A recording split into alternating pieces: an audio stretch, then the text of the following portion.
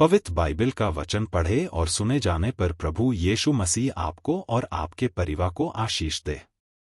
पवित्र बाइबल प्रेरितों के काम की पुस्तक का 6 अध्याय वचन 1 से 15 यह कहता है। वचन 1 उन दिनों में जब चेले बहुत होते जाते थे तो यूनानी भाषा बोलने वाले इब्रानियों पर कुड़कुड़ाने लगे कि प्रतिदिन की सेवकाई में हमारी विधवाओं की सुधि नहीं ली जाती।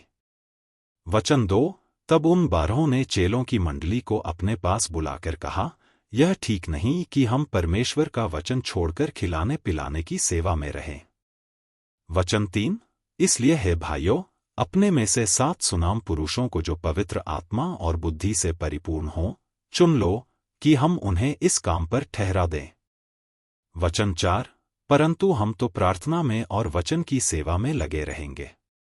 वचन 5 यह बात सारी मंडली को अच्छी लगी और उन्होंने स्तिफनुस नाम एक पुरुष को जो विश्वास और पवित्र आत्मा से परिपूर्ण था, और फिलिप्पुस और प्रखुरुस और निकानोर और तीमोन और परिमनास और अंताकी वाला निकुलाउस को जो यहूदी मत में आ गया था, चुन लिया। वचन 6 और इन्हें प्रेरितों के सामने खड़ा किया और उन्होंने प्रार्थना करके उन पर हाथ रखे।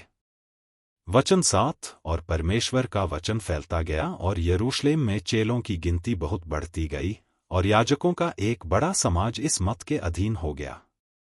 वचन 8 स्तिफनुस अनुग्रह और सामर्थ्य में परिपूर्ण होकर लोगों में बड़े बड़े अद्भुत काम और चिन्ह दिखाया करता था। वचन 9 तब उस आराधनालय में से जो लिबर्तीनों की कहलाती थी और कुरेनी और सिकंदरिया और किलिकिया और एशिया के लोगों में से कई एक उठकर स्तिफनुस से वाद विवाद करने लगे। वचन 10 परंतु उस ज्ञान और उस आत्मा का जिससे वह बातें करता था, वे सामना न कर सके। वचन 11 इस पर उन्होंने कई लोगों को उभारा जो कहने लगे कि हमने इसको मूसा और परमेश्वर के विरोध में निंदा की बातें कहते सुना है। वचन 12 और लोगों और प्राचीनों और शास्त्रियों को भड़काकर चढ़ आए और उसे पकड़कर महासभा में ले आए।